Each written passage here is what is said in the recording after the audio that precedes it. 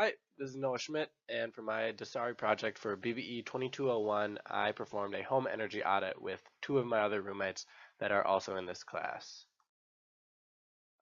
For some background information, so 20.5% of the total energy used in the US is consumed by residential use.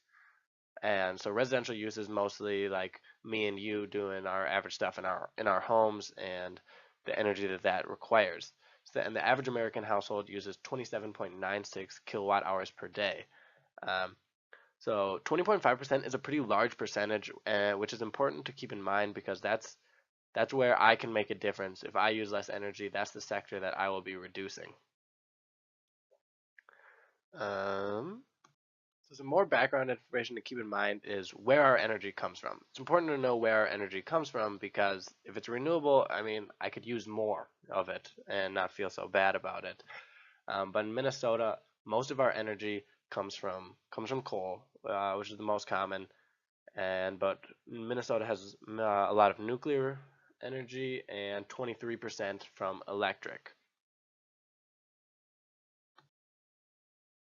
So for the home energy audit, we had to make a usage log of how often all of our devices were on. We recorded a lot of devices because we had there were three of us to keep track of everything. So for a week, we kept track of how often everything was used, and we kept an average of the hours.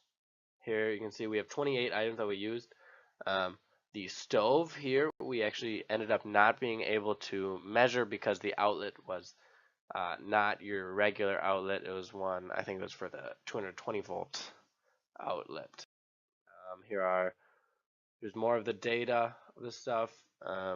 We can see everything that's always on, and then for the phone charger and laptop charger in parentheses, we see the how long they're like plugged in and using phantom power.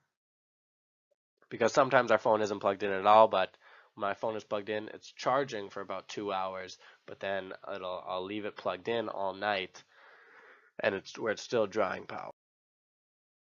So here's me using the watt meter to measure the Keurig. Um, it was very fun. Our Keurig doesn't actually get used that much, but this is a good picture of me taking some measurements. All right, so actual home energy use that we measured is here. I measured the things highlighted in red.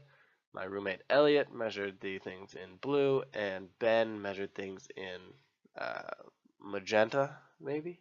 Um, but so here we see some of the things like the refrigerator we had to measure for. We plugged it in and set the kilowatt meter to the kilowatt hour setting and let it run for overnight. And then we averaged it out to get how much it uses per day, and it ended up being 1.46 kilowatts per day.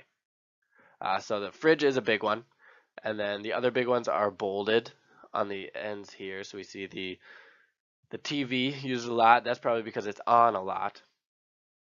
And then the microwave draws a lot of power, even though it doesn't get used that much. And the coffee pot used a surprising amount of power as well, because we run it usually once a day, but on the weekends we'll make about 2 pots of coffee. Um, and it's important to keep in mind because if I forget to turn off the heating thing, it will keep going.